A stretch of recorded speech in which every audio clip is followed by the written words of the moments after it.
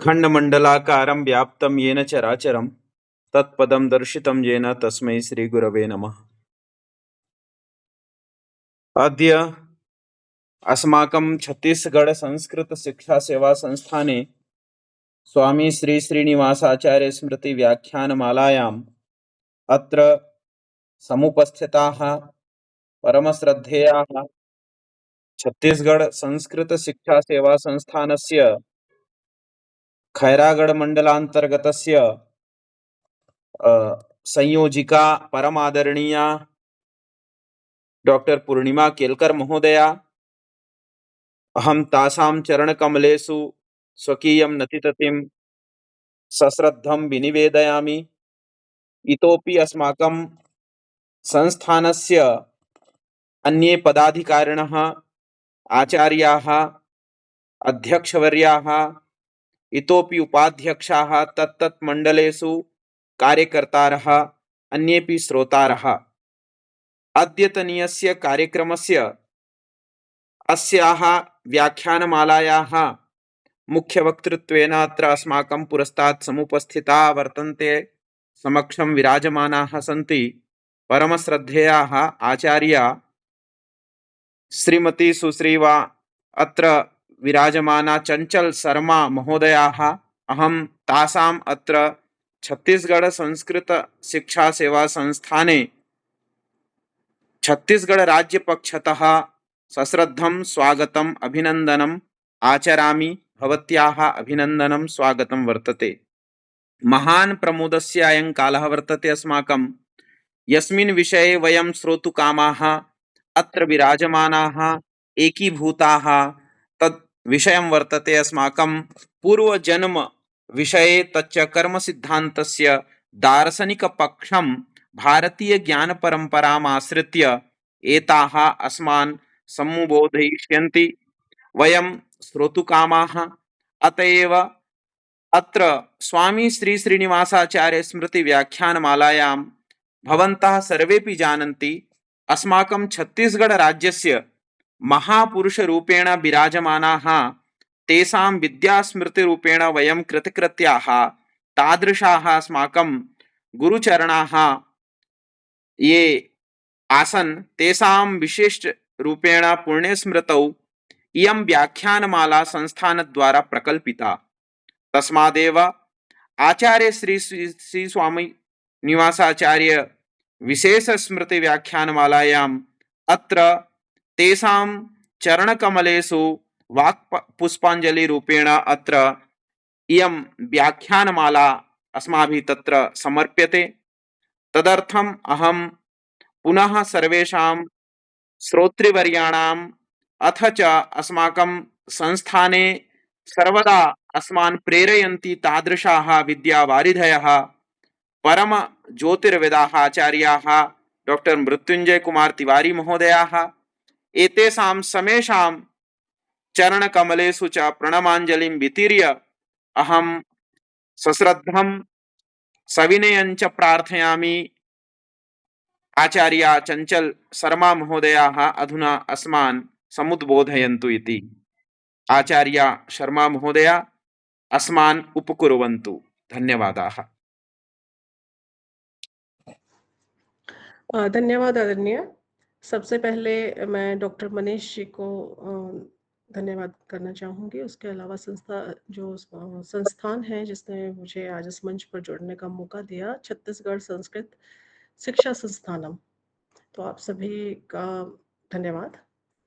कर्पूर गौरम करुणा अवतारम संसार सारम भुजगेंद्रहारम सदा वसंतम हृदयारविंदे भवम भवानी सहित नमामि। जहाँ कर्म की धारा निरंतर बहती है, जहाँ आत्मा अनादि और अनंत यात्रा पर अग्रसर है, वहीं से जीवन का वास्तविक रहस्य प्रकट होता है। आदरणीय अतिथिगण, विद्वज्जन और उपस्थित सभी साधकों को मेरा प्रणाम। आज हम जिस विषय पर मनन करने जा रहे हैं वह केवल दर्शन नहीं बल्कि जीवन का आधार है, पूर्व जन्म और कर्म सिद्धांत। हम अक्सर पूछते हैं कि मेरे जीवन में यह परिस्थिति विशेष क्यों आई? इसका उत्तर हमें मिलता है कर्मण्येवाधिकारस्तु मा फलेषु कदाचन। अर्थात मनुष्य का अधिकार केवल कर्म करने पर है, फल में नहीं। अध्याय 2 श्लोक 47 से हमने जो है गीता से ये श्लोक आप सबके सामने रखा। यह श्लोक हमें बताता है कि कर्म करो क्योंकि वही तुम्हारे भविष्य को गढ़ेगा। बिना कर्म जीवन में कुछ भी संभव नहीं है। यहाँ ज्योतिष शास्त्र का आधारभूत सिद्धांत है कि मनुष्य कर्म करने को उत्पन्न हुआ है। अपने कर्म के अनुरूप वह जन्म जन्मांतरों में फल को भोगता हुआ अंत में मोक्ष को प्राप्त होता है।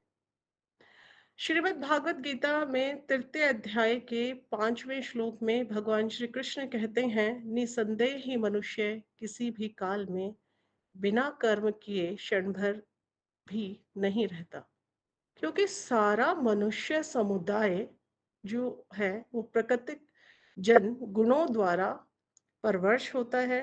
कर्म करने के लिए बाध्य किया जाता है। कर्म करना और कर्म करते रहना मनुष्य का प्राकृतिक गुण है।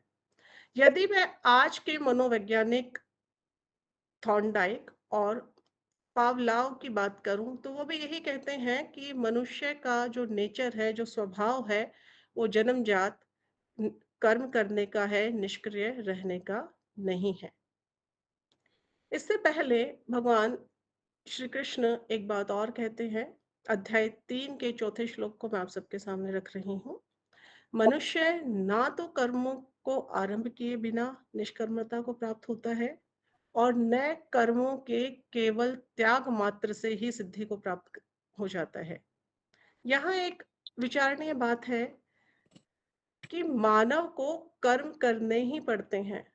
अब कर्म करना तो मानव की प्रवृत्ति हो गई है, किंतु उसी बात को अध्याय 2 के 47वें श्लोक में कहा गया है कि हमारा अधिकार मात्र क्या है? कर्म करना, फल में आसक्त नहीं होना। भगवान कहते हैं कि तू कर्म फल का कारण कभी ना हो, ना ही कर्तव्य न करने में तेरी आसक्ति हो।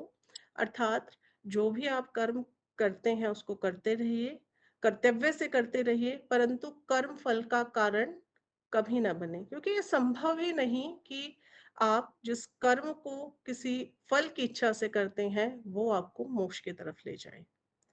गीता में कहा गया कि बुद्धि योग से जो युक्त ज्ञानी जन है, जो कर्मों से उत्पन्न होने वाले फलों को त्याग कर जन्म और मृत्यु के बंधन से छूट जाते हैं। क्योंकि जब हम किसी भी कर्म को करते हैं बिना किसी फल की इच्छा के, बिना किसी लोभ के, तो तभी जो है हम जो बंधन है उनसे छूटना शुरू होते हैं। और जो इस प्रकार से अपने कर्म करता है उन्हें अनामय की प्राप्ति होती है, जो सभी दुखों से परे है। बार बार लगता है कि कर्म फलों का त्याग करना मानव जीवन का चरम लक्ष्य और परम धैर्य है।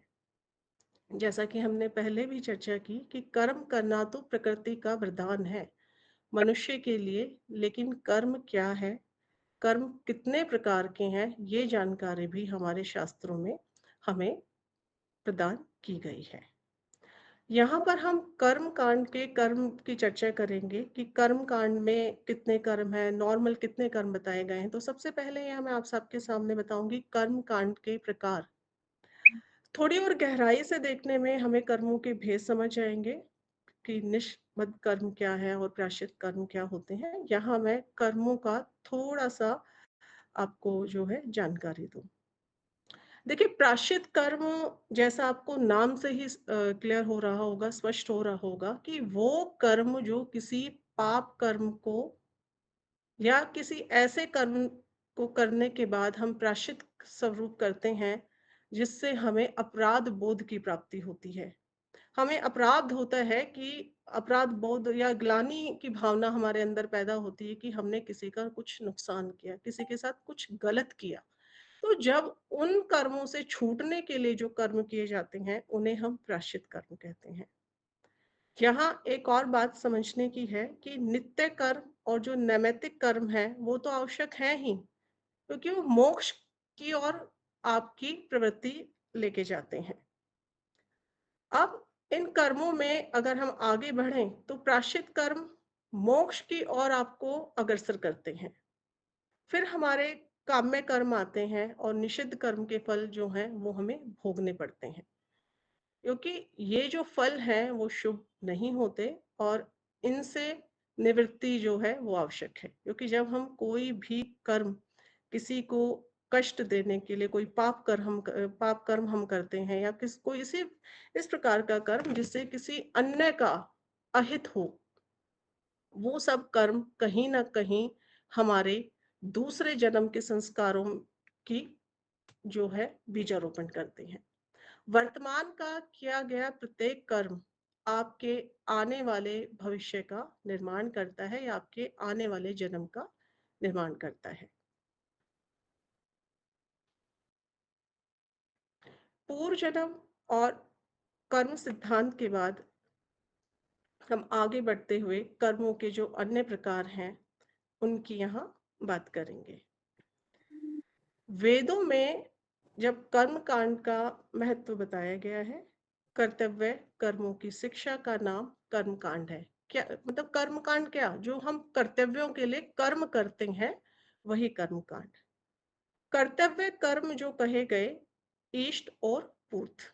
इष्ट कर्म जैसे हम यज्ञ करते हैं, जिनकी विधि मंत्रों में दी हुई है, किंतु जो पूर्व कर्म होते हैं, लौकिक कर्म होते हैं, जो सामाजिक तौर पर किए जाते हैं और उनकी आज्ञा वेदों में दी गई है।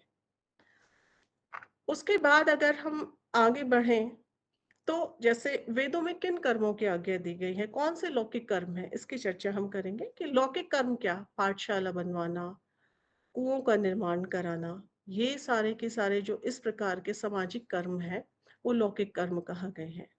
उसके बाद कर्मों के जो कर्म कांड में ही प्रकार बताए, जिसमें नित्य कर्म जो शास्त्रों द्वारा कहे गए हैं, जैसे हम रोजाना जिन कर्मों को कहते हैं, अपने शरीर की, मन की और प्राण की, चित्त की शुद्धि के लिए, समाज और पर्यावरण की सुरक्षा के लिए जो कर्म आवश्यक कहे गए।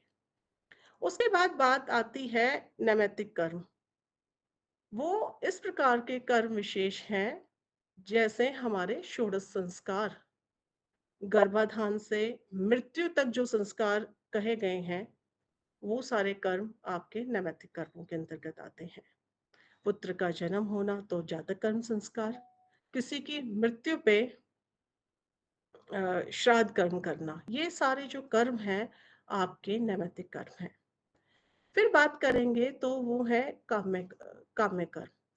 ऐसे कर्म जो किसी लौकिक और परालौकिक कामना के लिए किए जाते हैं, उन्हें हम काम्य कर्म कहते हैं। मतलब किसी डिजायर के लिए आप किसी कर्म को करते हो। मान लीजिए आपको हेल्थ में लाभ चाहिए, तो आप रुद्राभिषेक कराते हैं। तो इस प्रकार के जो कर्म है, वो काम्य कर्म के अंतर्गत रखे जाते हैं। अर्थ लाभ के लिए, अर्थ लाभ क्या, आपको लक्ष्मी की प्राप्ति करनी है, आपको जॉब चाहिए, मतलब कोई भी अर्थ जिससे आपको कोई लाभ हो, इस तरीके के जो कर्म है, वो लौकिक कर्मों में आए गए हैं और इन कर्मों को हम काम्य कर्म के अंतर्गत विचार करते हैं। फिर आता है निषेध कर्म। निषेध क्या, जो कार्य शास्त्रों ने वर्जित कहे, वो निषेध कार्य है। कैसे कार्य, चोरी ना करना, झूठ ना बोलना, गलत आचरण ना चलना, गलत ना चलना, या मैं कहूँगी कि जो हमारे एक समाज में सगोत्रीय विवाह निषेध बताया गया है, सेम गोत्र में शादी करना निषेध बताई गई है। क्योंकि इसका कारण क्या है, क्योंकि जो भी हमारे शास्त्रों में या वेदों में हमें बताया गया, वो बिना किसी कारण के नहीं है। यहाँ होता है कि जब हम कहते हैं कि सहगोत्रीय विवाह निषेध है, तो कारण क्या है कि संतान पर जो अनुवांशिक दोषों का प्रभाव जब आप सहगोत्रीय विवाह करेंगे, तो वो पड़ सकता है, तो उसको निषेध कहा गया। उसके अलावा महिलाओं पर, बुजुर्गों पर हाथ उठाना निषेध है, क्योंकि वो अपनी रक्षा नहीं कर सकते। बुजुर्ग में उतनी ऊर्जा या एनर्जी नहीं होती। अगर हम इस प्रकार का कोई भी कर्म करते हैं तो वो आपको आपके पतन की ओर लेके जाते हैं। फिर आता है आपका, जैसे मैंने पहले ही डिस्कस किया था, कि प्रायश्चित कर्म। जैसा नाम से स्पष्ट है, बुरे कर्म के पछतावे के रूप में किए गए कर्म को प्रायश्चित कर्म कहना। कर्म की जो विधि विरुद्ध है, मतलब जो कर्म हमें शास्त्रों में या हमारे धर्म ग्रंथों में बताए गए हैं, उसके अपोजिट जो हम काम करते हैं, जिससे हमें अपराध का बोध होता है, ग्लानि का बोध होता है, उन कर्मों को छूटने के लिए या उनसे प्रायश्चित करने के लिए जो कर्म हम करते हैं, उन्हें हम प्रायश्चित कर्म करते हैं। मोक्ष की प्रवृत्ति का कारक है, उन्हें कर्म समझकर करना चाहिए। प्रायश्चित कर्म भी आपको मोक्ष की ओर उन्मुख करते हैं। मान लीजिए हमने किसी का बुरा किया, किसी की चोरी कर ली, फिर हमने फाइनेंशियली देखा कि वो इतना स्ट्रांग नहीं है, उसके घर में उसको कुछ इश्यू चल रहे हैं, तो फिर आप प्रायश्चित के स्वरूप क्या करेंगे? उसको कोई वस्तु जिसकी उसको रिक्वायरमेंट है, आपने उसको दे दी। तो ये क्या कर्म हुआ? आपने जो चोरी की और उस चोरी के कारण उस व्यक्ति विशेष को जो समस्याओं का सामना करना पड़ा, जो वस्तु के लिए उसको जिद्दोजहद करनी पड़ी, वो आपने उसको प्रोवाइड करा दी। तो कहीं न कहीं आपने ये प्रायश्चित का कर्म किया है। अब बात करेंगे कि कर्म की प्रवृत्ति क्या है? कर्म की प्रवृत्ति, शास्त्रों में जो कर्मों का वर्णन आता है, हमारे सात्विक, रासिक और तामसिक प्रवृत्तियों के भी कर्म बताए गए हैं। जैसे हमारे गुण बताए गए हैं, वैसे ही हमारे राजसी, तामसिक और सात्विक प्रवृत्तियों के कर्म भी बताए गए हैं, जो हमारे शरीर, मन, भावना, चेतना आदि के स्तर पर हम इन कर्मों को अनुभव करते हैं। अब सात्विक क्या? व्रत रखना, यज्ञ में पार्टिसिपेट करना, तीर्थ स्थान पे जाना, किसी भी प्रकार की जब हम साधना, जप तप जो कर्म करते हैं, वो आपके सात्विक कर्मों के अंदर आ गए। तामसिक कर्म क्या? लड़ाई झगड़ा, मांस मदिरा, क्लब जाना, इस तरीके की जो गतिविधियां हम करते हैं, वो आपकी तामसिक प्रवृत्तियों के अंतर्गत आ गई। राजसिक कर्म, राजाओं वाले शौक में रहना, राजाओं की भांति जीवन जीना, या जो राजसिक कर्मों की श्रेणी में इस प्रकार के कर्म आपके आते हैं। यदि मैं ज्योतिष शास्त्र की बात करूं तो दशम भाव को हम ज्योतिष में कर्म का स्थान कहते हैं। कर्म का स्थान क्या, कि ओवरऑल आपका जो कर्म है वो कैसा रहेगा इस जन्म में। दशमेश अथवा मैं दशम भाव की बात करूं और जन्म कुंडली का नवांश कुंडली तथा दशमांश कुंडली देखकर हम जातक के कर्मों का जो है निर्धारण करते हैं कि उसके कर्मों का प्रकार क्या है। क्या वो सात्विक कर्म करता है, रासिक कर्म करता है, या तामसिक कर्म करने की उस व्यक्ति की प्रवृत्ति है। और डीपली अगर हम इसका अध्ययन करें या स्टडी करें तो फिर आपकी लौकिक, नित्य तथा नैमित्तिक कर्मों के प्रति आपका रुझान कितना है, आप कितना डिवोशन से कौन से कर्म के प्रति आपका झुकाव है, या कौन सा कर्म करके आपको खुशी मिलती है। तो ये सारा का सारा आपका जो बर्थ चार्ट है, आपकी जो कुंडली है, उसके दशम भाव से पता चलता है। इसके अतिरिक्त अगर हम कर्म की बात करें तो हम धर्म भाव, जिसको धर्म का स्तंभ कहा गया है, कुंडली में गुरु का दर्जा दिया है, वो है आपका नाइन्थ भाव, नाइन्थ हाउस। ये जो बातें मैंने आपको ये बताई, हम किसी भी रैंडम पर्सन के चार्ट देखकर उसके कर्म का विचार कर सकते हैं। आप उसका शरीर क्या है, उसकी साइकोलॉजी क्या है, उसकी मानसिकता क्या है, उसकी भाषा क्या है, ये सब हम इन चीजों से विचार कर सकते हैं। कर्म के अगर मैं प्रकार बताऊं तो जो हम सुनते आए हैं या हमने सुना है, पढ़ते हैं, संचित कर्म, प्रारब्ध कर्म और क्रियामान कर्म। अब संचित कर्म क्या है? जो हमारी सोल, जो हमारा सूक्ष्म शरीर जन्म जन्मांतरों से संग्रह कर कर इकट्ठा करके अपने इस जन्म में ले आता है, वो हमारे संचित कर्म है, जिन कर्मों का भोग हम अपने जन्मों में, पिछलों में नहीं भोग पाए हैं। और जब तक उन संचित कर्मों को हम पूर्ण रूप से भोग नहीं लेते, तब तक हम इस जन्म मृत्यु के चक्र में जो है बंधे रहेंगे। उसके बाद आता है प्रारब्ध कर्म। प्रेजेंट में, वर्तमान में, जीवन में आप क्या फल भोग रहे हैं? कुंडली का 9th हाउस, जिसको हम भाग्य कहते हैं। नॉर्मली भी हम सुनते हैं, जब बात कर रहे होते हैं, किसी को प्रॉब्लम आती है या कुछ नहीं मिलता, शायद उसके भाग्य में यही था, उसके प्रारब्ध में लिखा था। तो प्रारब्ध क्या? जो आप अपने 9th हाउस में जो ग्रह गोचर की स्थिति लेकर आ गए हैं, वो आपका प्रारब्ध, जो आप वर्तमान जीवन में जिन फलों को भोग रहे हैं, वो अच्छे भी हो सकते हैं और बुरे भी हो सकते हैं। उसके बाद मैं बात करूंगी क्रियामान कर्म। क्रियामान क्या?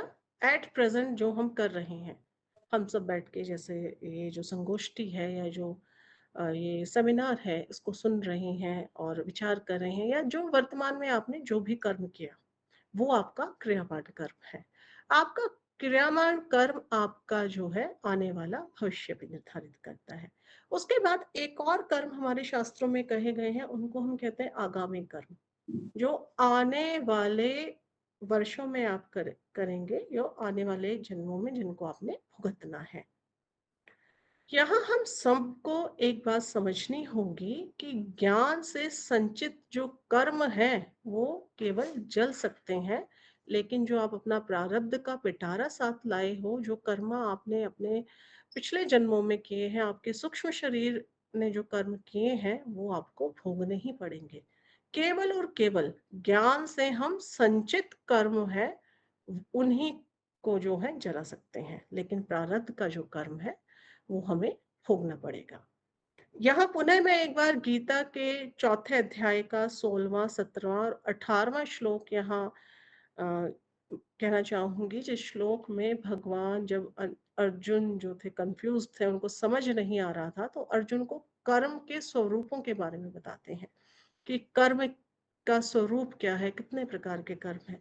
वो पुनः भगवान अर्जुन को कहते हैं कि कर्म और अकर्म के भी दो स्वरूप कहे गए हैं। अब कर्म क्या है, सबसे पहले हम इस बात को समझ लेते हैं।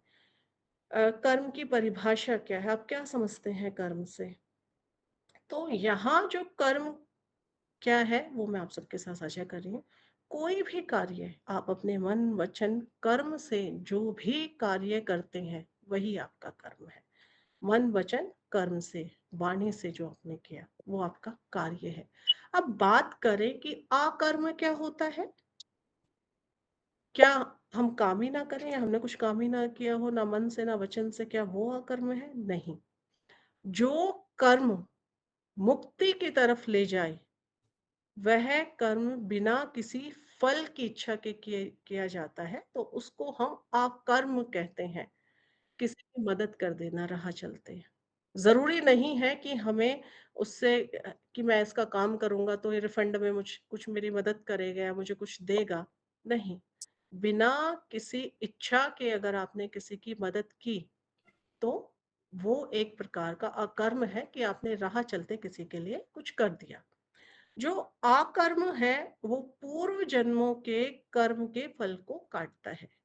बिना किसी लोभ, प्रलोभन, इच्छा, डिजायर के यदि आप किसी की रैंडमली मदद करते हैं, बिना किसी कारण विशेष के, तो केवल वही आपके पास पावर है कि आपके पिछले कर्म के फल को काटेगा वो, और आपके आने वाले जो जन्म है, जिन्हें मैं कहती हूँ आगामी जन्मों के जो कर्म है, उन फलों का निर्माण करेगा। तो इसलिए जरूरी है कि बिना किसी फल की इच्छा के, आप किसी डिजायर के, आपके आसपास जो लोग हैं या आप जिस किसी की भी मदद कर सकते हैं, करने की कोशिश कीजिएगा। कारण इसके दो हैं। एक, आपका प्रारब्ध का या आपके पिछले जन्मों के, पूर्व जन्मों के जो कर्म फल है, ये उसको काटेगा। दूसरा क्या है कि आपके जो आगामी जन्म होंगे, उनके लिए भी ये आपके कर्म फल का निर्माण करेगा। या अच्छा कर्म करेंगे तो अच्छा कर्म फल आपको अगले जन्म में भोगने के लिए मिलेगा। और मान लीजिए कि आपने अच्छा कर्म नहीं किया, तो कर्म फल, पुण्य किया है, किसी तरीके से किसी की मदद की है, तो आपके पूर्व जन्मों के फल को तो उसने काटा, लेकिन आगामी जन्म में कोई आपका इस जन्म का कोई भी नेगेटिव कर्म आपके साथ नहीं जाने वाला। अगर हम कर्मों की बात करें तो एक कर्म और है विकर्म। वे कर्म जो शास्त्र के विरुद्ध होते हैं। विकर्म क्या? जो शास्त्र संगत नहीं, जो धर्म संगत नहीं। ये वही कर्म है जो आपको जन्म जन्मांतर के बंधन में डालते हैं। कौन से कर्म आपको जन्म जन्मांतर के बंधन में डालते हैं? विकर्म, जो पाप कर्म है, जो शास्त्र विरुद्ध है। छल, कपट, चोरी, द्वेष, स्त्री गमन, किसी के साथ बुरा करना, जितना भी हमारे मनुस्मृति में या निर्णय सिंधु जो भी हमारे ग्रंथ है जिसमें हमें कर्मों की परिभाषा, हमें क्या करना चाहिए, कब करना चाहिए, वो सारे कर्म जो बताए गए हैं जो शास्त्र के विरुद्ध हैं वो विकर्म है। और वही कर्म आपको जन्म जन्मांतर का जो सर्कल है उसमें आपको डालते जाते हैं।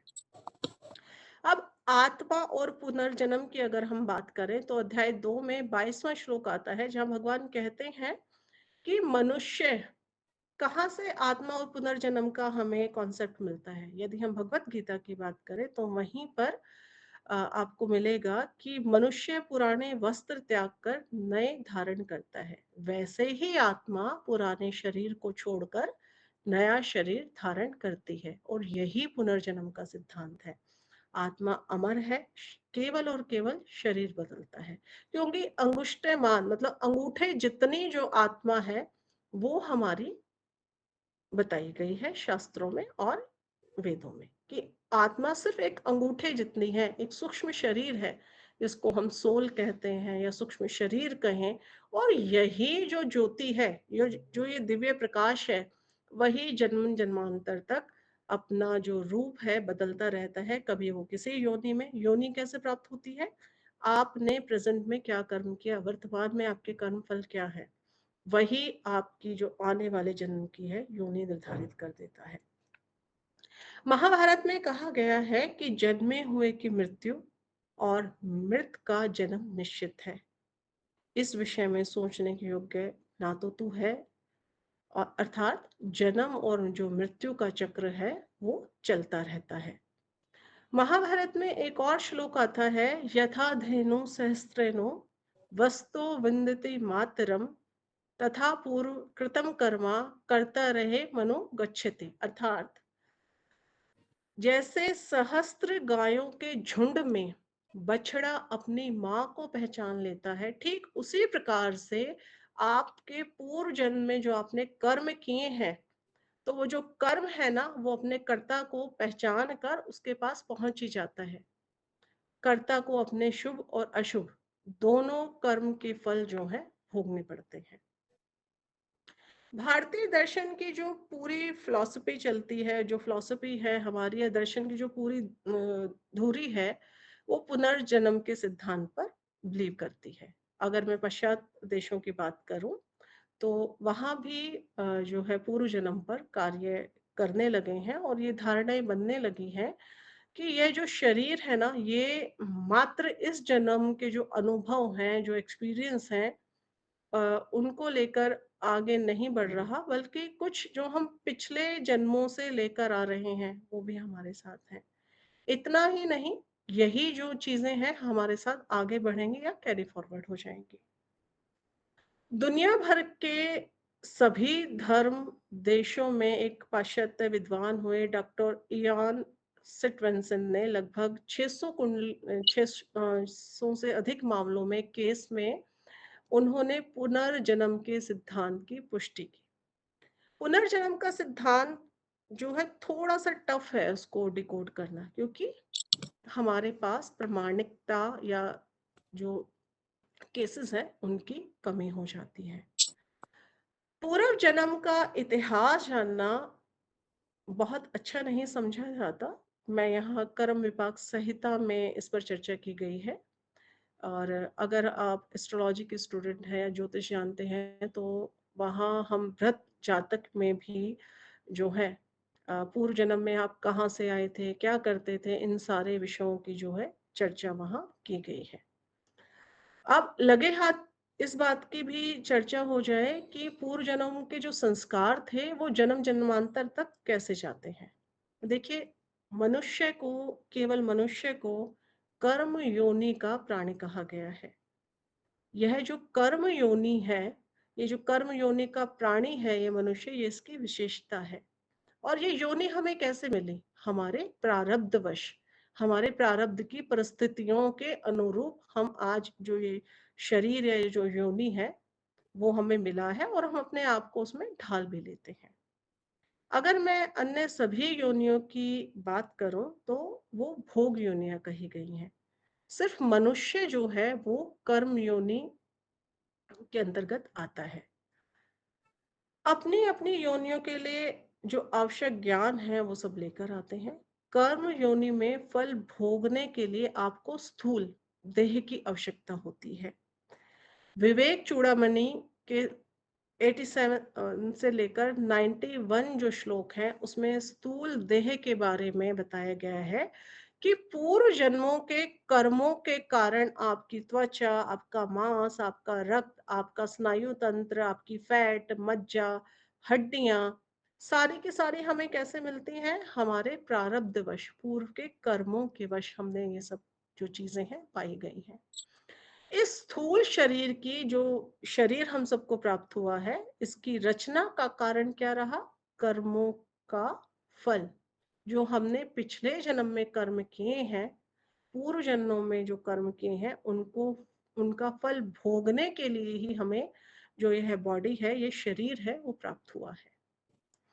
आपको कोई बीमारी है, वो आपके प्रारब्ध के कारण आपके साथ आई है, या आपके वर्तमान कर्म में कुछ होता है कि बीमारियां हम प्रारब्ध से ना लाकर हम अपने वर्तमान के कर्मों के कारण उनको जो है अपने जीवन में निमंत्रण दे लेते हैं।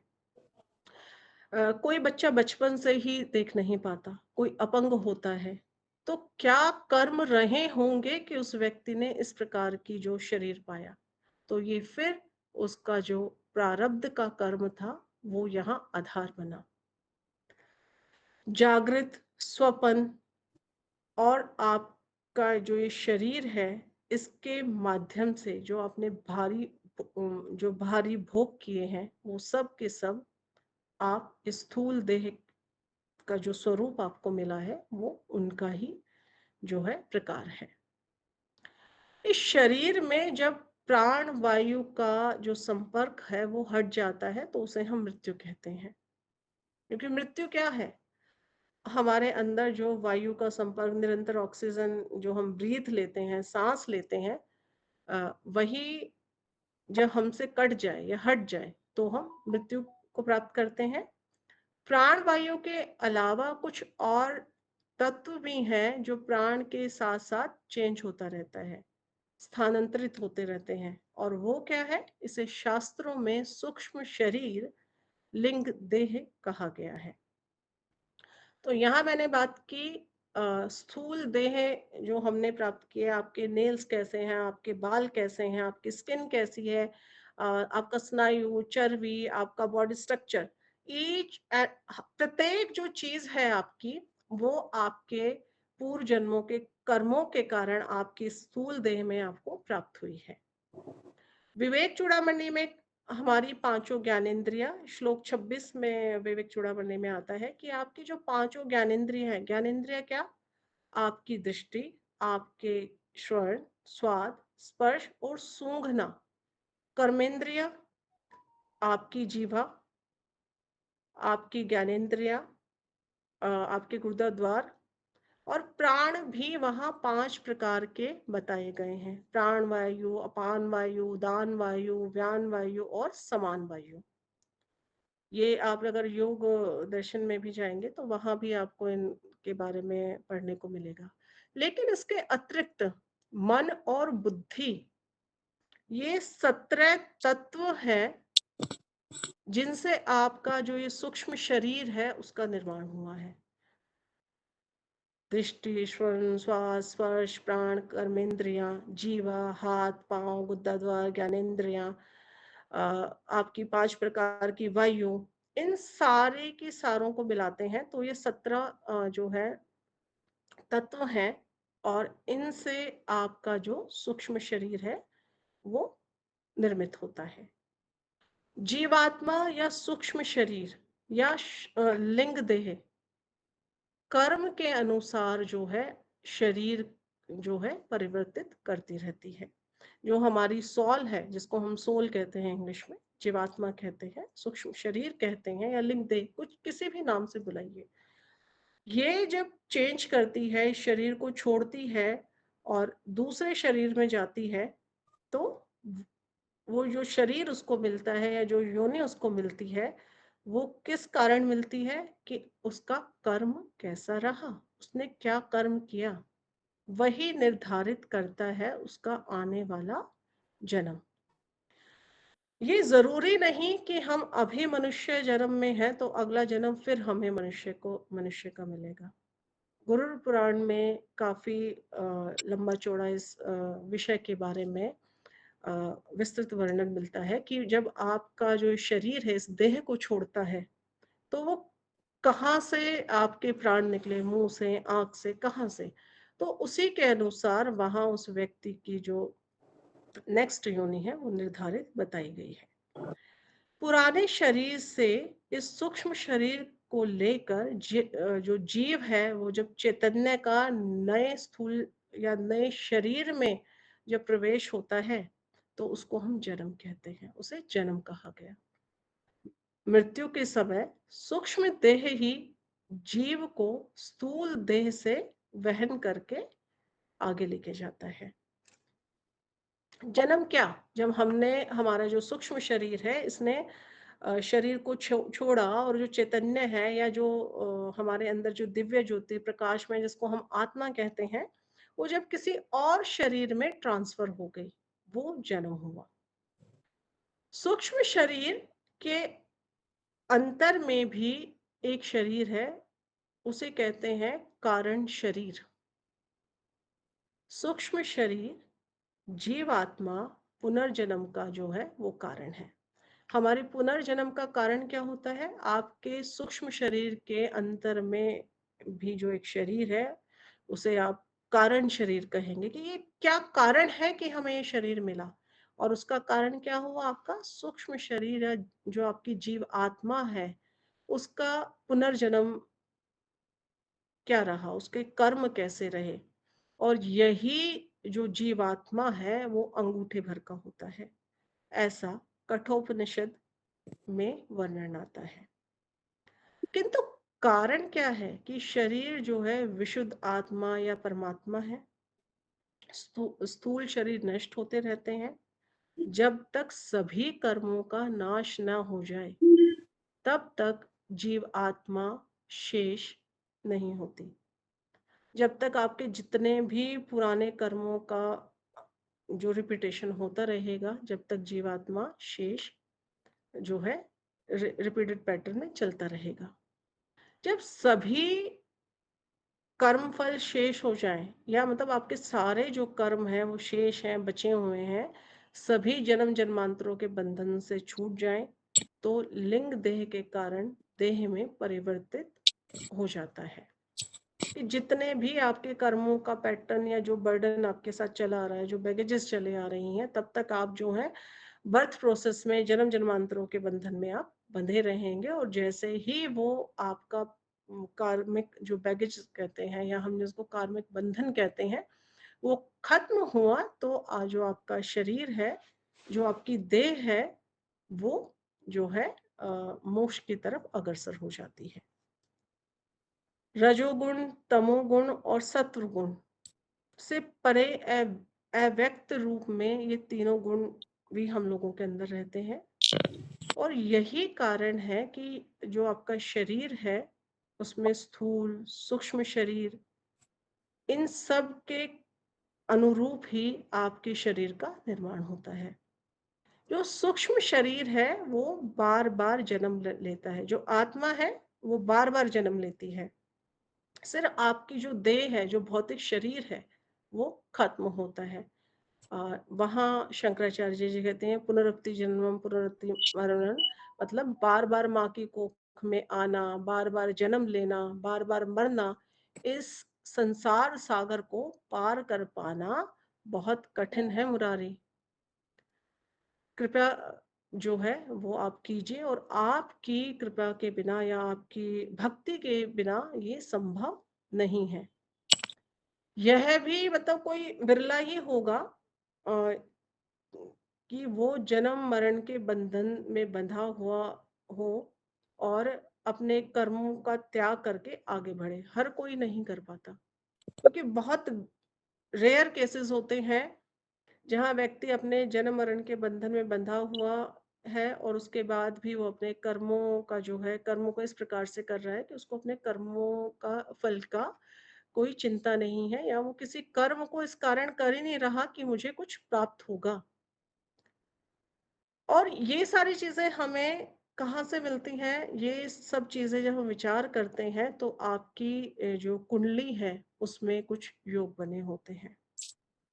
अ, कुंडली में आपका स्वस्थ चंद्रमा, पापहीन गुरु के साथ-साथ और भी सुंदर योग होते हैं जो व्यक्ति को जन्म-जन्मांतर के बंधन से अवश्य मुक्त कर देते हैं। कर्मफल और पुनर्जन्म का सीधा-सा गहरा एक संबंध। ग्रहों के अधीन जहाँ हर एक चीज़ है, समस्त जगत है, मनुष्य है, जीव है, जंतु है, काल का जो ज्ञान है, मतलब दिन और रात भी जो है वो ग्रहों के अधीन है। सूर्य, चंद्रमा को देखकर हम समय की गणना करते हैं। यही जो ग्रह हैं, वो हमें कर्म फल देने वाले होते हैं। सृष्टि का पालन, विनाश, ये सब का सब इन ग्रहों के अधीन ही है। और जब कोई बच्चा जन्म लेता है, कोई बालक जन्म लेता है, तो उसकी एट द टाइम जब वो बर्थ लेता है, तो उसकी जो ग्रह स्थिति होती है, जो उसकी कुंडली होती है, वो उसके जीवन का ब्लूप्रिंट कहा गया है। तो यहाँ बात हुई कर्म फल पर ग्रहों के असर की, कि आपके कर्मों पर आप किस प्रकार का कर्म कर रहे हैं, वो ग्रहों का असर उस पर ज़रूर आता है।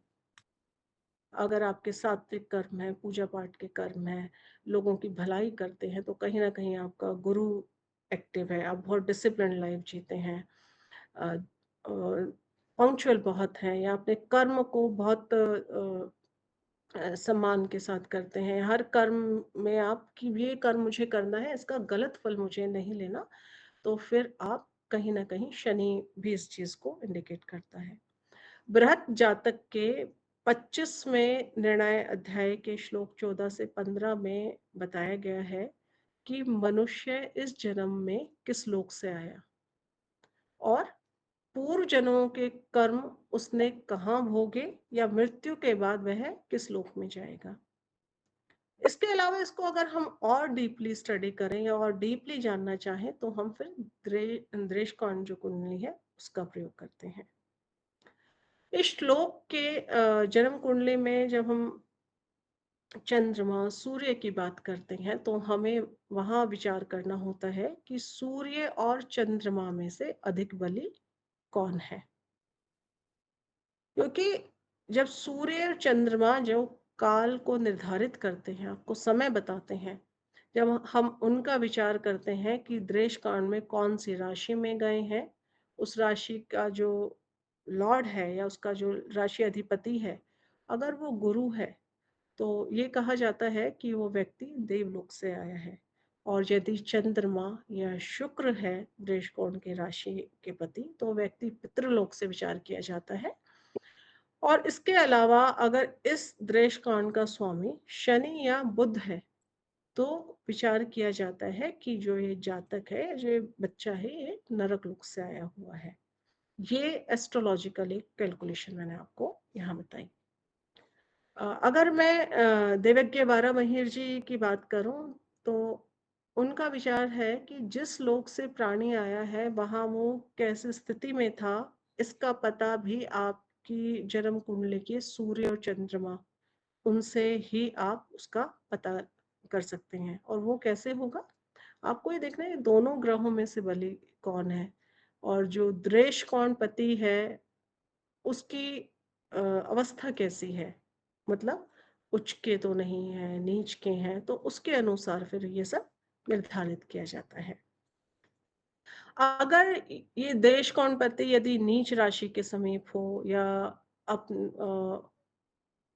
उच्च राशि में हो, तो उसके अनुसार जो है उसके फल को निर्धारित किया जाता है। मरने के बाद व्यक्ति की यात्रा के बारे में अगर विचार किया जाए तो वराहमिहिर जी कहते हैं कि कुंडली के छठे, सातवें, आठवें भाव में जो आपके ग्रह बैठे हैं, जो सबसे बली ग्रह हैं, उन्हीं के द्वारा जो है ये बताया जाता है कि जो ये व्यक्ति है अपनी डेथ के बाद, मृत्यु के बाद कौन से लोक में जाएगा। इन भावों में जो ग्रह बैठे हों, यदि बलि गुरु हो तो व्यक्ति देवलोक से, लेकिन शनि या बुध हो तो उसकी जो गति है वो माननी चाहिए कि नरक लोक की है। इसके अलावा एक और जो प्रोसेस बताया गया है कि at the time of death जो व्यक्ति का मृत्यु का समय है, वो भी बहुत कुछ उसके आने वाले जन्म के बारे में बता देता है, अगर उस समय का हम चार्ट बना लें या उसका निर्माण कर लें। यदि उच्च के गुरु छठे घर में, आठवें में या किसी केंद्र भाव में हो, और साथ ही जो मीन लगन है वो उदित हो रहा हो, नवमांश जो है वो पॉजिटिव हो, शुभ ग्रह का हो, गुरु उच्च के हो तथा अन्य सभी ग्रह निर्बल हो, तो जो व्यक्ति है वो मोक्ष पा जाता है। फल दीपिका एक ग्रंथ है गोपेश कुमार ओझा जी द्वारा लिखित, उसके 14वां जो अध्याय है उसके 21 से 29वें श्लोक में जो है जातक के पूर्व जन्म का विचार नवम भाव से कहा गया है कि एक बार 9th हाउस देख लीजिए कि वहां जो ग्रह बैठे हैं, 9th हाउस में जो ग्रह गए हैं, नवमेश कहाँ गया है, आप उससे उसके पूर्व जन्म का जो है विचार कर सकते हैं। यदि ग्रह उच्च के हैं तो देवलोक से है, स्व या मित्र राशि के हैं तो व्यक्ति जो है भारतवर्ष में ही अपने पिछले जन्म में भी था और आने वाले जन्म में भी होगा। नीच या शत्रु राशि के हो तो पूर्व जन्म आपको विदेश में अपना समझना चाहिए। इसी प्रकार पूर्व जन्म के लिए आपको पंचमेश, पंचम भाव में जो ग्रहों की प्लेसमेंट है तथा पंचम भाव से आपको विचार करना पड़ेगा। जहां से पूर्व जन्म का विचार किया गया है वो यदि स्थिर राशि में हो, स्थिर नवमांश में हो और पृष्ठोदय राशि में हो, तो पूर्व जन्म में जातक वृक्ष या लता ऐसा माना जाता है। स्थिर नवमांश है, पृष्ठोदय राशि है, तो जो व्यक्ति की योनि रही थी पिछले जन्म में वो मनुष्य की रही। कुछ और बातें भी यहाँ जानने योग्य हैं, लेकिन इसके अलावा यदि मैं और थोड़ा सा एक्सप्लेन करना चाहूँ इसको, तो यदि नवमेश उस राशि में हेलो। हो जहाँ लग्नेश है, उच्च का हो, सम में हो, नीच या शत्रु राशि के होते हैं, तो जातक का जो पूर्व जन्म है वो मनुष्य, पशु, हाँ, पक्षी की यस। योनि से जो है जाना जाता है। ऐसा विवेक चूड़ामणि में कहा गया है। विवेक चूड़ामणि में कहा गया है कि ना कर्म से, ना धन से, ना केवल त्याग और ज्ञान से ही जो है व्यक्ति मोक्ष को प्राप्त करता है। यहाँ श्रीमती इंदिरा गांधी जी का एक कोटेशन मुझे याद आ गया। शिक्षा नो, नो, नो। मानव थैंक यू। जीवन को बंधनों से मुक्त करती है। जितने आप एजुकेटेड हैं, जितना आप ज्ञान लेते हैं, वो ज्ञान और त्याग जब आपके अंदर आत्मसात होता है, अपने जीवन के भीतर आप उसको उतार लेते हो, तभी आप मोक्ष की तरफ जा सकते हो। क्योंकि बिना त्याग के, बिना ज्ञान के मोक्ष की प्राप्ति नहीं होती। अब त्याग क्या? सिर्फ ये नहीं कि हमने सामाजिक जीवन को त्याग दिया। त्याग ये नहीं कि आप अपने भोगों से दूर हो जाएं। सबसे पहले आपको जो त्याग करना है, क्रोध का, ईर्ष्या का, जलन का, ये इन चीजों का जब हम त्याग करते हैं, और इन सब का त्याग हम कैसे कर पाते हैं? जब हम ज्ञान को प्राप्त करते हैं, जब अच्छा शास्त्र पढ़ते हैं, नॉलेज लेते हैं, तभी हम मोक्ष की ओर अग्रसर होते हैं। हम जो आज हैं वो हमारे पूर्व कर्मों का परिणाम है, और जो कल होंगे वो हमारे आज के कर्मों का परिणाम है। जो कर्म की जो कर्म है वही हमें मार्ग दिखाता है, और वही कर्म हमें जो है मोक्ष की तरफ अग्रसर करता है। जब कर्म और ज्ञान का संगम होता है तभी जो जीवन है वो पूर्णता को प्राप्त करता है। क्योंकि मनुष्य की जो योनि है वो कर्म योनि कही गई। जैसा आप कर्म करेंगे वैसा फल आप भोगेंगे। आज नहीं तो कल आपका जो कर्म है आपको ढूंढता हुआ हजारों की भीड़ में जो कर्म है आपको पहचानेगा और उसका फल आपको भोगना ही पड़ेगा। जब कर्म और ज्ञान का संगम होता है तभी जीवन पूर्णता को प्राप्त करता है। आइए हम अपने जीवन को इस प्रकार जिएं कि हमारे कर्म हमें बंधन में नहीं बल्कि मुक्ति की ओर लेकर जाए। कर्म की प्रवृत्ति क्या होगी? सात्विक, रासिक, जो तामसिक प्रवृत्तियां हैं जो प्रकट होती हैं, जो कहाँ से प्रकट होती हैं? आपके शरीर से, मन से, भावना से, चेतना से, और इन सभी चीजों से जो है हम अपने कर्म को समझने का प्रयास करते हैं।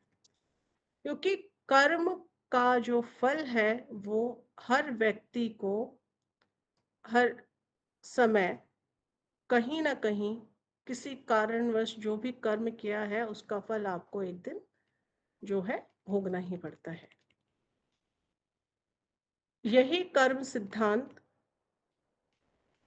की जो बात हमारे शास्त्रों में कही गई है। और जितने भी जीवन में अज्ञान है, जब वो अज्ञान से हम ज्ञान की ओर अग्रसर होते हैं, क्योंकि ज्ञान कहीं ना कहीं आपको जो है मोक्ष की ओर लेकर जाता है। मोक्ष और निष्काम कर्म क्या है? बिना किसी उपेक्षा के किया गया कर्म ही मुक्ति का मार्ग है। मोक्ष क्या? निष्काम कर्म, बिना किसी अपेक्षा के, बिना किसी डिजायर के जब हम जो काम करते हैं वो आपका जो है कर्म कहा गया है। तो क्या यह संभव है कि हम बिना किसी फल की इच्छा के कर्म करें? संभावना है ऐसी? अगर मैं आप सबसे एक प्रश्न पूछूं कि क्या ऐसा पॉसिबल है कि हम बिना किसी फल की इच्छा के कर्म करें? अगर आज से आपके हर कर्म का फल निश्चित है तो क्या अपने कर्म को आप बदलेंगे? क्योंकि यहाँ जो मैंने अब तक आप सभी से बात की, मैंने सिर्फ कर्म पर और उसको ज्योतिष के साथ जोड़कर आप सभी के साथ साझा किया। लेकिन ये तय है, जो हमारे शास्त्रों में, धर्म ग्रंथों में, वेदों में, पुराणों में निहित है।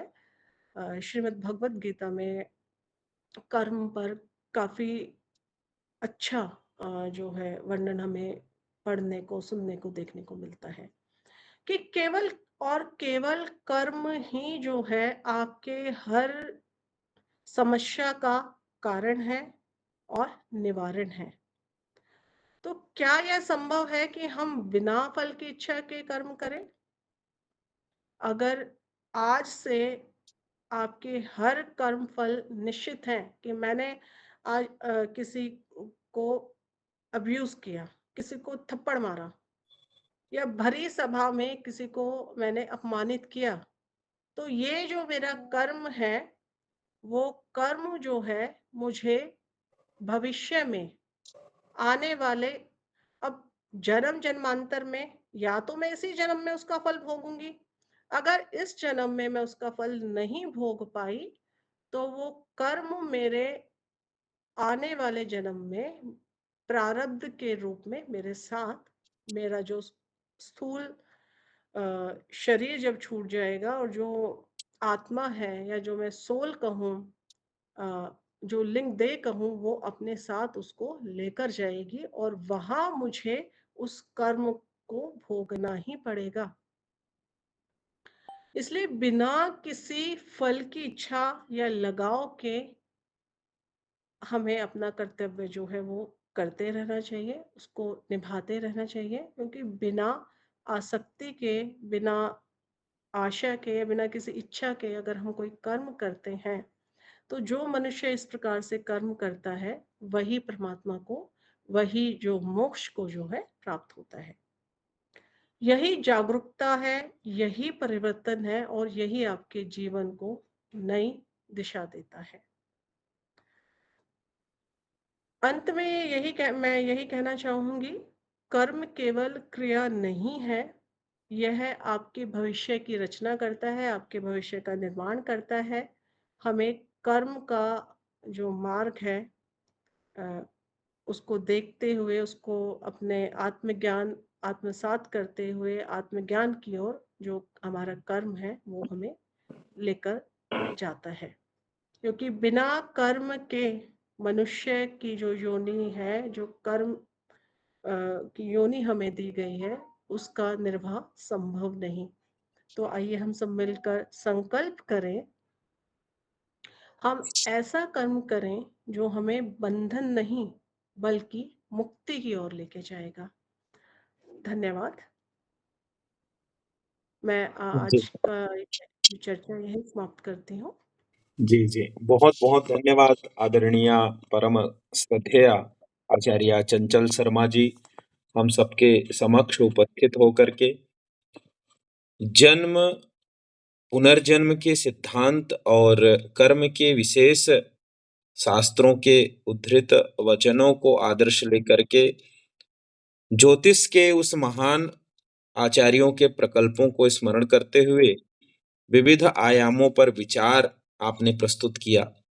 निश्चित रूप से कर्म सिद्धांत पर जो बात आपने कही है, ये प्रत्येक मानव मात्र के लिए अत्यंत बोधगम्य और अत्यंत आवश्यक है, क्योंकि कर्म करने की स्वतंत्रता भोग के द्वारा कर्म की स्वतंत्रता कार्य के द्वारा हमें प्राप्त है, लेकिन कर्म की उत्पत्ति वस्तुतः जहाँ तक हम समझ पाते हैं, कर्म की उत्पत्ति एक विचार से होती है और विचार के द्वारा ही कर्म दो प्रकार के कर्मण्य कर्म क्या करना है क्या नहीं करना है, वो दो भागों में विभक्त होता है।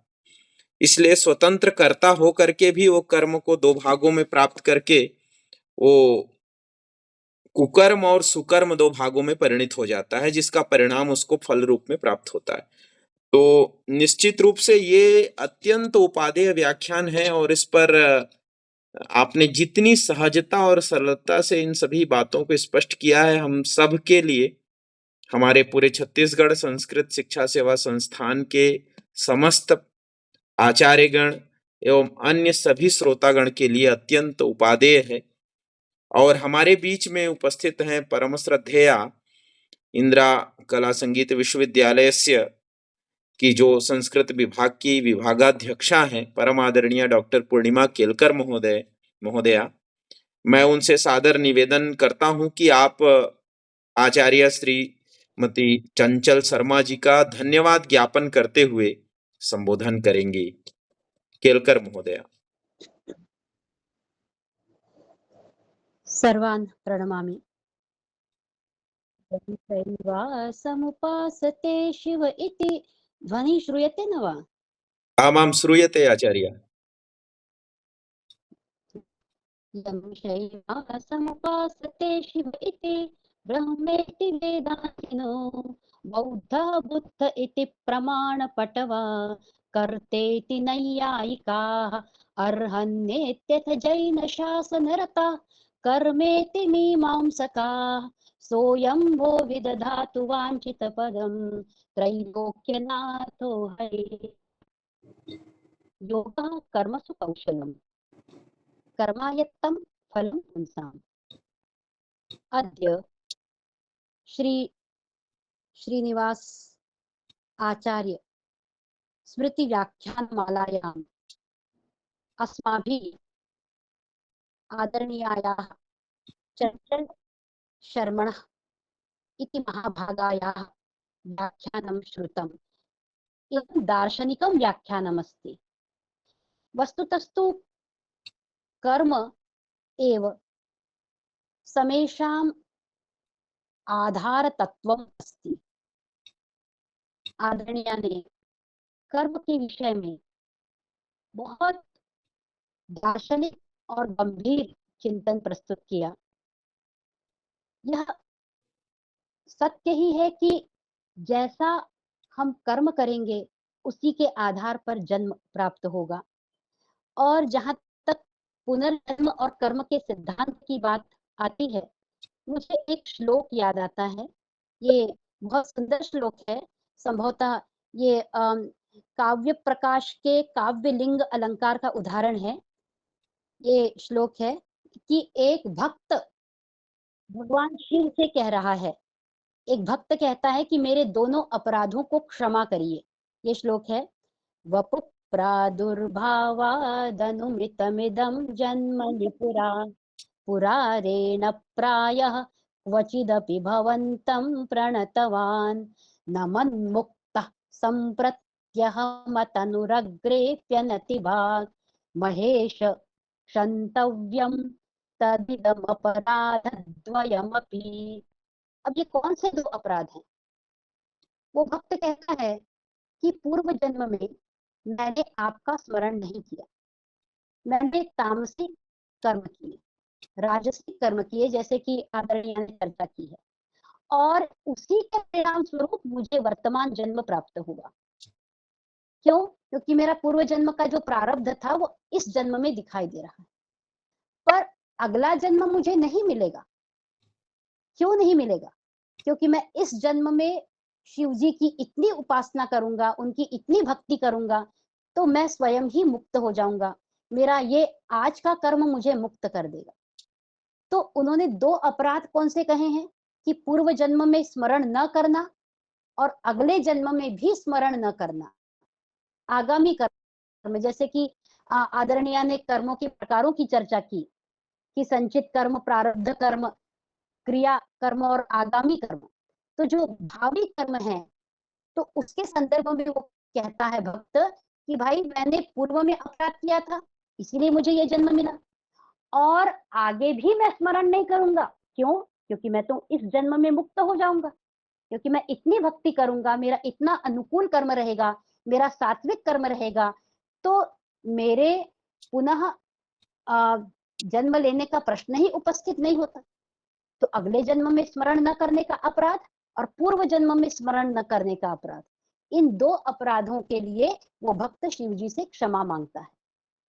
अब जैसा कि आदरणीय ने कहा कि कर्म करना व्यक्ति के विचारों पर, व्यक्ति की बुद्धि पर निर्भर होता है, और जिस वातावरण में व्यक्ति का जन्म होता है उस वातावरण के अनुसार वह कर्म करता है। और सूक्ष्म शरीर, जो हमारे सूक्ष्म भूत हैं, शब्द स्पर्श रूप रस गंध के आधार पर स्थूल भूतों से पंचीकरण के द्वारा जो शरीर बनता है, और ये शरीर पंचकोशात्मक है, अन्नमय, प्राणमय, मनोमय, विज्ञानमय और अंत में आनंदमय।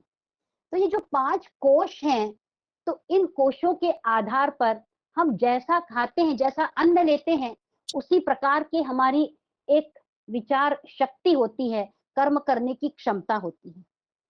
और जो आदरणीय ने चर्चा की कि कर्म योनि में जो हम आते हैं, तो प्रत्येक व्यक्ति किस योनि में आए इसका निर्धारण उन्होंने ज्योतिष के अनुसार बताया कि दशम में जिस तरह से स्थापित होता है। तो व्यक्ति के आने का निर्धारण जो है वो एक निश्चित नियम के अनुसार होता है।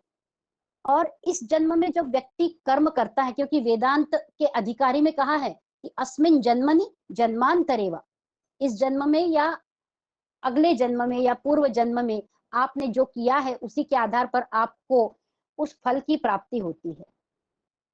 और यहाँ अंत में मैं 2 बातें रखना चाहूंगी। मुझे नीति शतक का एक श्लोक स्मरण आता है। उन्होंने कहा है कवि भर्तृहरि जी ने कि व्यक्ति 3 प्रकार के होते हैं। आरभ्यते न खलु विघ्न भयेन नीचैः।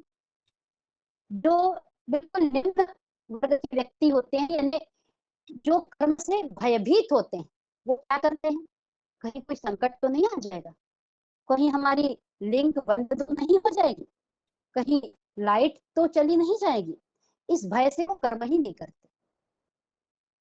अब दूसरे प्रकार के व्यक्ति होते हैं कि आरब्ध आरब्ध गीताम विरमन्ति मध्या, यानी कर्म तो करना आरंभ कर देते हैं, किसी कार्य का प्रारंभ करते हैं, पर संकट आने पर उस कार्य को, उस कर्म को वे रोक देते हैं। और जो अंतिम प्रकार के व्यक्ति, ये मध्यम व्यक्ति कहलाते हैं। अंतिम प्रकार के व्यक्ति चाहे कितना भी संकट आ जाए, पर जब तक वो अपने लक्ष्य तक नहीं पहुंचते, वो उस कर्म को करते रहते हैं। तो तात्पर्य यही है कि कर्म व्यक्ति का एक ऐसा आधार है, वो आधार उस व्यक्ति को मोक्ष तक पहुंचाता है। और सूक्ष्म शरीर, यद्यपि वो मुख्य है, जीवात्मा के रूप में कारण शरीर है, पर वो स्थूल शरीर के रूप में, स्थूल शरीर में बसता है। स्थूल शरीर सूक्ष्म शरीर का आधार है, या आत्मा का आधार भी स्थूल शरीर है। हमारे यहाँ कारक सर्वस्मिन् आत्मा अस्ति, ये अधिकरण का उदाहरण भी दिया गया है कि वो आत्मा का जो आधार है वो स्थूल शरीर ही है, और ये आत्मा पुनर्जन्म के अनुसार दूसरे स्थूल शरीर को ग्रहण करती है। और आदरणीय ने अंत में एक प्रश्न किया था कि क्या व्यक्ति जब कर्म करता है तो वो उसे फल की इच्छा करनी चाहिए कि नहीं करनी चाहिए। मुझे ये लगता है कि जब हम किसी कार्य को आरंभ करते हैं तो हमारा लक्ष्य उस कार्य के प्रति रहता है। अब उसका परिणाम क्या होने वाला है, इस पर यदि हमारा लक्ष्य जाए तो हमारा मुख्य केंद्र हमसे अलग हो जाएगा, और हमारा मुख्य केंद्र क्या है, कर्म करना। इसलिए कर्म करते समय कर्म पर ही ध्यान देना आवश्यक है। और बहुत ही अनुकूल और बहुत ही लाभप्रद ये आपका व्याख्यान रहा, और इस व्याख्यान के लिए मैं आदरणीय चंचल शर्मा महोदया को धन्यवाद देती हूँ, मैं कृतज्ञता ज्ञापित करती हूँ। और इसी तरह से आपके व्याख्यान हम सुने, और हम आपके व्याख्यान रूपी कर्म का फल हमको मिल रहा है। व्याख्यान देने का कर्म तो आपने किया, पर फल, उस फल की प्राप्ति हमको हो रही है, हम सभी को हो रही है। और पुनः मैं धन्यवाद देते हुए यही कहूंगी कि पूर्णमदः पूर्णमिदं पूर्णात् पूर्णमुदच्यते पूर्णस्य पूर्णमादाय पूर्णमेवावशिष्यते। पूर्णत्व से शुरू होकर कर्म पूर्णत्व तक ही जाता है। धन्यवाद, नमस्कार। जी, बहुत बहुत धन्यवाद महोदया। निश्चित रूप से सारगर्भित शब्दों के द्वारा आपने धन्यवाद ज्ञापन किया, और पुनः धन्यवाद ज्ञापित हम करते हैं आदरणीय आचार्य श्रीमती चंचल शर्मा महोदया का। और भी हमारे श्रोतागण आचार्य श्री यशवंत उपाध्याय जी, आचार्य अमित जी एवं अन्य हमारे संस्थान के सभी पदाधिकारीगण एवं रायपुर जिले से जो सचिव रूप में, इकाई के रूप में कार्यरत हैं, श्रीमती निर्मला पांडे महोदया इत्यादि सभी लोगों को, सबको धन्यवाद ज्ञापन करते हुए आप सभी को बहुत बहुत धन्यवाद। आप सभी ने धैर्य धारण करके बहुत ही अमूल्य और अद्भुत व्याख्यान को श्रवण किए। आप पुनः इस व्याख्यान को श्रवण कर सकते हैं छत्तीसगढ़ संस्कृत शिक्षा सेवा संस्थान के YouTube चैनल पर। जैसा कि आपको पता है कि ये लाइव प्रसारण हो रहा था, और निश्चित ही हम सब के लिए अत्यंत सौभाग्य है कि परम विदुषी शर्मा महोदया का आगमन हमारे इस संस्थान के माध्यम से आभासी पटल में हुआ। और हम आशा करते हैं कि और कुछ इसी तरह अन्य विषयों को लेकर के हम सबको कुछ नूतन ज्ञान का अवबोधन कराएंगे और आएंगी, ऐसा हम उनसे आशा करते हुए यहीं पर हम सब कल्याण मंत्र के साथ अनम्यूट करके सभा को विसर्जित करेंगे। और आप सभी से निवेदन करेंगे कि आप अपना अपना म्यूट उद्घाटित करें और एक साथ कल्याण मंत्र का उच्चारण करेंगे। ओम सर्वे भवन्तु सुखिनः, सर्वे सन्तु निरामयाः, सर्वे भद्राणि पश्यन्तु मा कश्चित् दुःखभाग् भवेत्। ॐ शान्ति शान्ति शान्तिः।